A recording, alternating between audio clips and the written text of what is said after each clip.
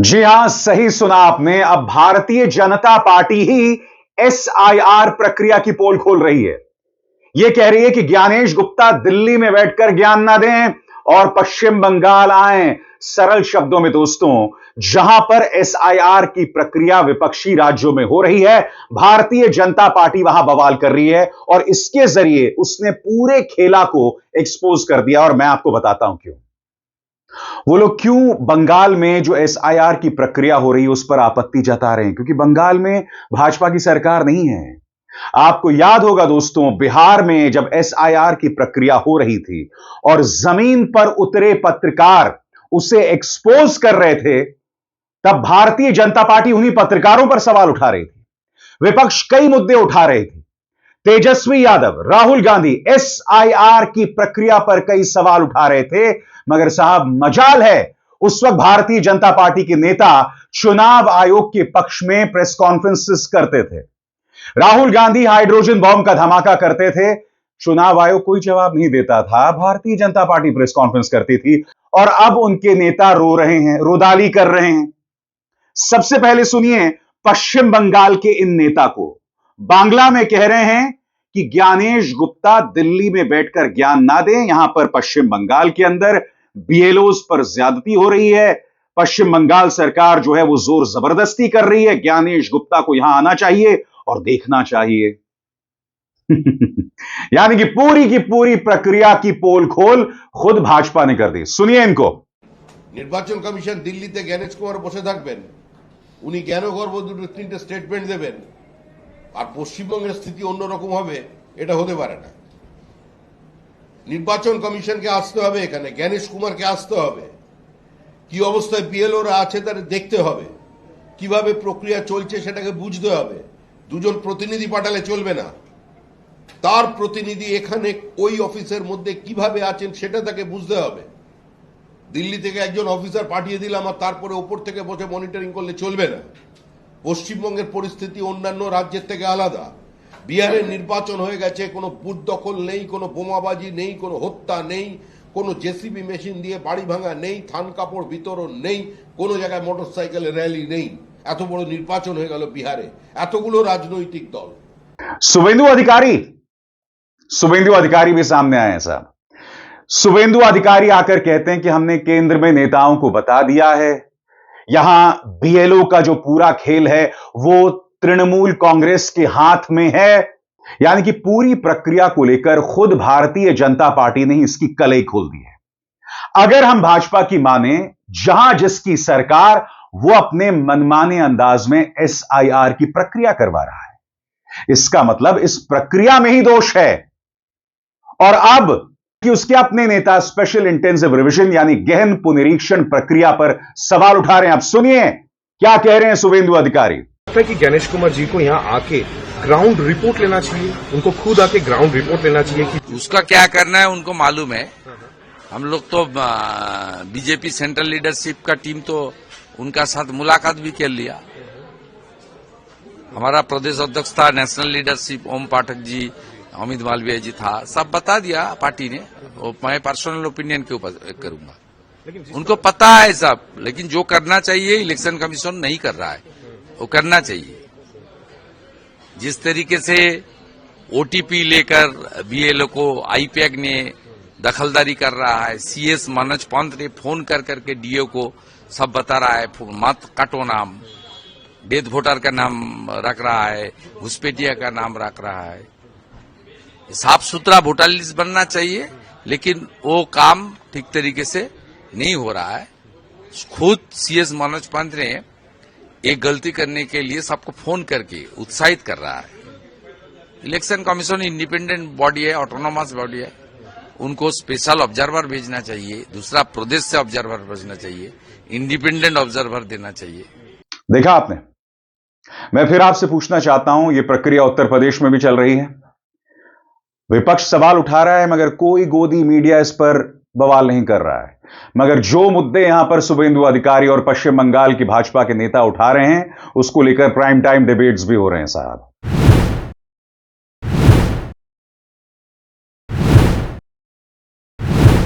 ये सोची समझी रणनीति साजिश षड्यंत्र है कि बाबा साहब भीमराव अंबेडकर जी के दिए हुए संविधान के तहत जो हमें वोट डालने का अधिकार है, उस अधिकार को छीनने की तैयारी है।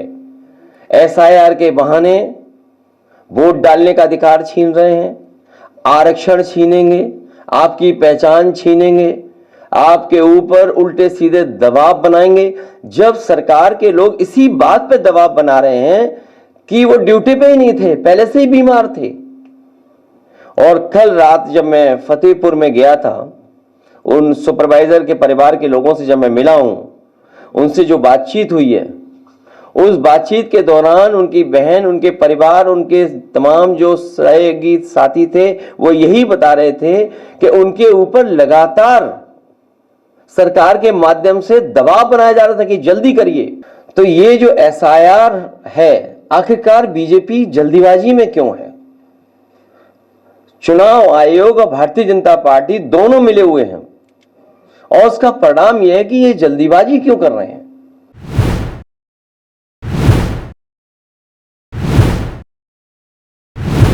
मुझे तो लगता है एसआईआर के विषय में अखिलेश यादव जी को ट्रेनिंग लेनी चाहिए। एसआईआर क्या है, एसआईआर किस प्रकार होता है और एसआईआर क्यों होता है, स्पेशल रिवीजन क्या होता है, समरी रिवीजन क्या होती है, इन सब विषय में पहले अखिलेश यादव जी को राजनीति से पहले उस पर शिक्षा प्राप्त करनी चाहिए। कैसे नौकरी चली जाएगी? एसआईआर होने से किसी की नौकरी कैसे चली जाएगी? और अभी से गोदी मीडिया पश्चिम बंगाल में तैयारी कर रही है।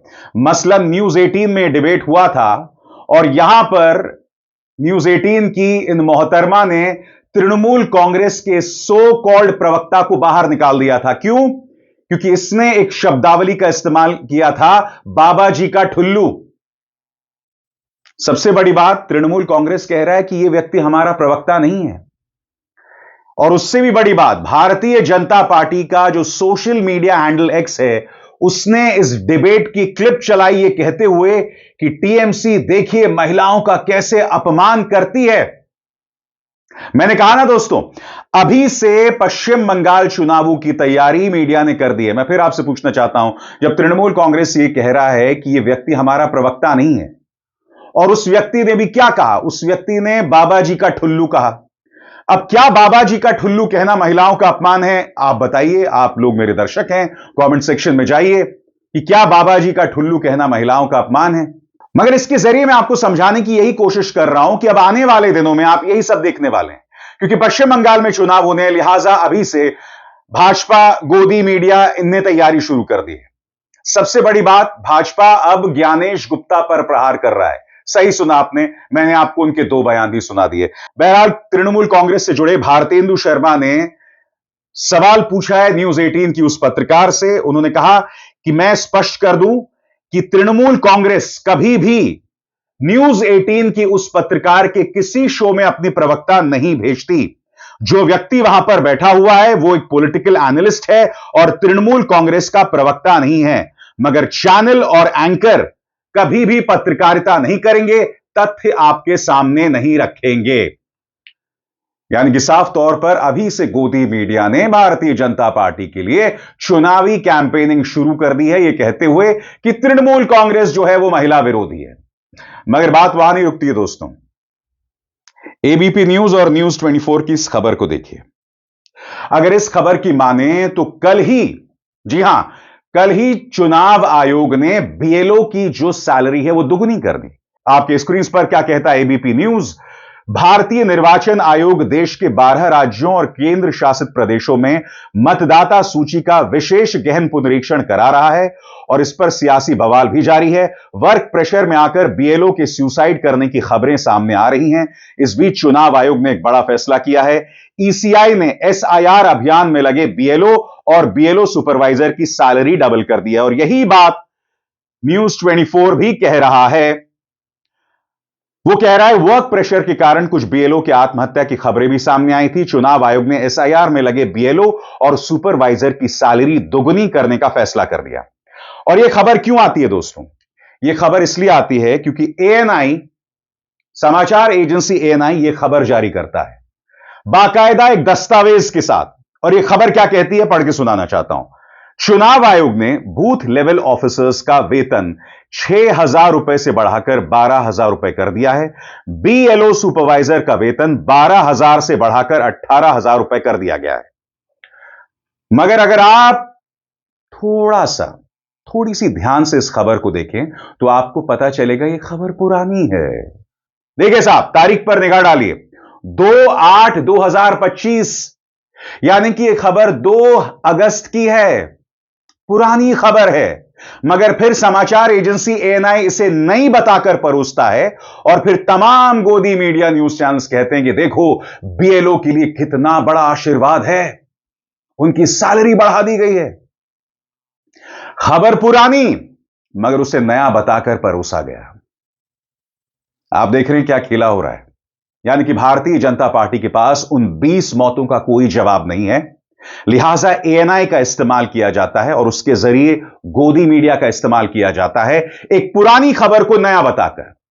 मैंने कहा आपसे यह खबर पुरानी है, मगर आप देख रहे हैं किस तरह से गोदी मीडिया पुरानी खबर को नया बताकर पेश कर रहा है।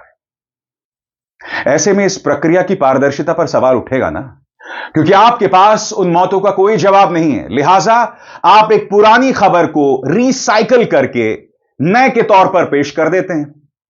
तृणमूल कांग्रेस के सांसद अभिषेक बैनर्जी ने इस पर प्रहार किया है। वो क्या कह रहे हैं, गौर फरमाया जाए। जब बीजेपी का प्रोपेगेंडा इकोसिस्टम 4 महीने पुराना नोटिफिकेशन उठाकर फर्जी उत्साह बनाने और ईसी की तारीफ गढ़ने में लगता है तो एक ही सच्चाई सामने आती है। मिस्टर एसआईआर की स्ट्रैटेजी सिर्फ फेल नहीं हुई है, पूरी तरह ध्वस्त हो गई है सबके सामने। सरकारी machinery, election commission, ED, CBI, income tax, central forces, गुलाम मीडिया और यहां तक कि न्यायपालिका के कुछ सुविधाजनक हिस्सों तक सब कुछ झोंक देने के बाद भी बीजेपी जानती है कि बंगाल एक बार फिर उन्हें हरा देगी और 2021 से भी बड़ा जनादेश लेकर लौटेगी। तो मेरा बीजेपी नेताओं से बस एक सीधा सवाल है, हिम्मत है मेरा चैनल स्वीकार करने की, या फिर बासी प्रोपेगेंडा और सत्ता के सहारे ही छुपे रहोगे? तो यहां 2 चीजें सामने उभर कर आ रही हैं। पुरानी खबरों को नया बनाकर परोसा जा रहा है, ज्ञानेश गुप्ता पर प्रहार भाजपा खुद कर रही है, और सबसे बड़ी बात, ये जो सैलरी डबल करने की बात की जा रही है, मैं आपका ध्यान खींचना चाहूंगा 2016 की तरफ। आपको याद होगा दोस्तों, नोटबंदी हो रही थी और तब यह खबर आई थी कि बैंक कर्मचारियों की सैलरी को डबल कर दिया जाएगा। आपके स्क्रीन पर यह खबर, 70,000 बैंक कर्मियों से एसबीआई ने नोटबंदी में ओवरटाइम का पैसा वापस मांगा। फिर से दोहरा दूं, 70,000 कर्मियों से एसबीआई ने नोटबंदी में ओवरटाइम का पैसा वापस मांगा। सरल शब्दों में उस वक्त यह कहा गया था कि जो लोग एक्स्ट्रा काम कर रहे हैं उन्हें ओवरटाइम का पैसा दिया जाएगा, मगर फिर बाद में खुद एसबीआई ने उनसे ओवरटाइम का पैसा वापस मांग लिया। क्या कहते हुए, इस पर भी गौर फरमाया जाए। खबर क्या है आपके स्क्रीन पर, भारतीय स्टेट बैंक में विलय हो चुके एसोसिएट बैंकों के 70,000 से ज्यादा कर्मचारी बहुत नाराज हैं। असल में नोटबंदी के दौरान इन कर्मचारियों से जमकर काम करवाया गया था और वादा किया गया था कि ओवरटाइम के लिए उन्हें भुगतान किया जाएगा। कर्मचारियों, अधिकारियों को ओवरटाइम के लिए अतिरिक्त भुगतान भी किया गया, लेकिन अब भारतीय स्टेट बैंक प्रबंधन ने उन सभी कर्मचारियों को मिला भुगतान वापस करने को कहा है जो एसोसिएट बैंकों से जुड़े रहे। गौरतलब है कि नोटबंदी के दौरान बैंकों में पुराने नोट जमा करने और नए नोट हासिल करने के लिए काफी लंबी लंबी लाइनें लगी हुई थी। बैंकों को कैश में काफी सीमित पैसा मिलता था। ऐसे में बैंक कर्मियों को लोगों की मांग पूरी करने के लिए ऑफिस टाइम के बाद भी काफी देर तक रुकना पड़ता था। इन अतिरिक्त घंटों के काम करने के लिए बैंक के प्रबंधन ने कर्मचारियों से वादा किया था कि उन्हें ओवरटाइम के लिए भत्ता दिया जाएगा। उसके बाद उनसे पैसा वापस मांग लिया गया। लिहाजा मुझे लगता है कि बीएलओस को भी सतर्क रहने की जरूरत है।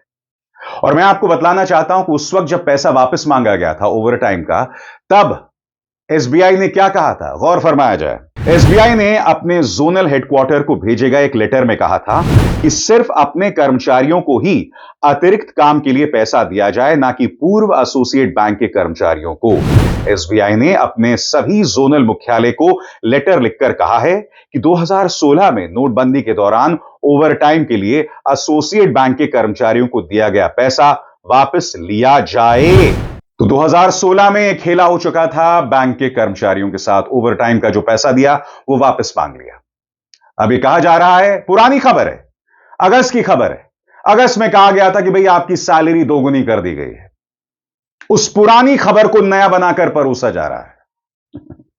तो यह सब हो रहा है दोस्तों एसआईआर की प्रक्रिया के नाम पर। इसके अलावा दोस्तों, जैसे कि आप जानते हैं, दिल्ली के नगर निगम के चुनाव हो रहे हैं। इसको लेकर रागिनी नायक ने एक दावा किया है और मैं आपका ध्यान उसकी तरफ खींचना चाहूंगा। रागिनी नायक कहती हैं, कल दिल्ली नगर निगम के 12 वार्ड का उपचुनाव है। यह हमारी वजीरपुर विधानसभा के वार्ड 65 के मतदान केंद्र 7 की वोटर लिस्ट है। इसमें एक ही व्यक्ति की तस्वीर 92 वोटर्स के लिए उपयोग की गई है और यह व्यक्ति हैं राम दुलारे, उम्र 87 साल, कहीं राम अगारे हैं, उम्र 66 साल, कहीं महिला हैं बेचैनी देवी, उम्र 90 साल। यहां पर रागिनी नायक कह रही हैं कि जो बात राहुल गांधी ने की थी वही बात प्रमाणित हो रही है। रागिनी यहां दावा कर रही हैं, कुछ सबूत पेश कर रही हैं। मैं चाहता हूं कि आप इस पर गौर करें। देखिए रागिनी नायक ने क्या कहा। नमस्कार साथियों, कल दिल्ली में 12 वार्ड यानी कि नगर निगम की 12 सीटों पर उपचुनाव है और ये हमारी वजीरपुर विधानसभा के मतदान केंद्र संख्या 7 की वोटर लिस्ट है। और इसमें कमाल की बात यह है कि एक ही व्यक्ति की फोटो 92 बार इस्तेमाल की गई है एक ही पोलिंग बूथ पे। यानी कि राहुल जी जो वोट चोरी की बात करते हैं वो केवल लोकसभा चुनाव तक सीमित नहीं है, वो केवल विधानसभा चुनाव तक सीमित नहीं है। अब उसको आप निगम में भी देखिए क्या धांधली चल रही है। ये एक व्यक्ति की फोटो है जिसका नाम लिखा है राम दुलारे, उम्र लिखी है 87 साल। फिर वही व्यक्ति आ जाता है, उसका नाम है राम आगरे, उम्र है 24 साल। फिर वही व्यक्ति आ जाता है थोड़ी देर बाद, अब इसका नाम है बेचनी देवी, उम्र है 90 साल। देखते जाइए, कमाल देखते जाइए। अब यहां पर नाम है कैलाश, उम्र है 49 साल। फिर नाम आ गया है तिलक राज, 49 साल। दुधनाथू 92 साल और निर्भाप 98 साल। इस तरीके से ये जितना ये हमने पिंक मार्क किया हुआ है, आखिरी तक 92 बार 304 से लेकर 582 नंबर तक 92 बार ये व्यक्ति आया है। देखिए, फिर से देखें हम। अब यहाँ पर नाम है हौसला 70 साल, उसी के नीचे देखिए राम पलट 62 साल। फिर देखिए सुरेश चंद 55 साल, राजेंद्र 48 साल। तो जवान भी है, बूढ़ा भी है, पुरुष भी है, स्त्री भी है, वही आदमी बार बार लिस्ट में आ रहा है। तो किस स्तर पर भारतीय जनता पार्टी धांधली, फरेब, पाखंड से, वोट चोरी से, वोटर लिस्ट कैप्चरिंग से चुनाव जीतने की रणनीति बना रही है और जीत रही है, ये इस बात से साफ हो जाता है। शर्म आनी चाहिए। इसीलिए राहुल गांधी जी का जो नारा है वोट चोर गद्दी छोड़, वो पूरी तरह से सच है, सार्थक है। और इस फ्रॉडगिरी के खिलाफ, इस धोखेबाजी के खिलाफ, इस धांधली के खिलाफ पूरे देश को एकजुट होना चाहिए। अब जो दावा यहां पर रागिनी नायक कर रही हैं, इस पर अब तक चुनाव आयोग खामोश है। मैं चाहता हूं कि चुनाव आयोग इस पर अपनी प्रतिक्रिया दे। दूध का दूध और पानी का पानी हो। रागिनी अगर कुछ गलत कह रही हैं तो उस पर उन्हें सामने आना चाहिए, मगर वो पूरी तरह से खामोश हैं। मगर यही बात तो राहुल गांधी ने कही थी ना। एक ब्राजीलियन मॉडल की तस्वीर का इस्तेमाल किया गया था और कई जगहों पर किया गया था। यह हरियाणा के चुनाव में हुआ था, दिल्ली नगर निगम के चुनाव में यह आरोप रागिनी नायक लगा रही हैं। तो आप देख रहे हैं खेला। ज्ञानेश गुप्ता पर हमला खुद भाजपा कर रही है क्योंकि मामला बंगाल का है। पुरानी खबर को नया बताकर परोसा जा रहा है। मगर जिन बीएलओस की सैलरी या तनख्वाह डबल की जाएगी, उन्हें भी याद करना चाहिए कि 2016 में क्या हुआ था बैंक कर्मचारियों के साथ जो ओवरटाइम कर रहे थे। बाद में खुद एसबीआई ने कहा नहीं साहब, पैसा वापस करो। तो यह खेला चल रहा है साहब, मगर इस खेले पर हमारी निगाह लगातार बनी रहेगी, यह मेरा वादा है। अविसार शर्मा को दीजिए इजाजत। नमस्कार।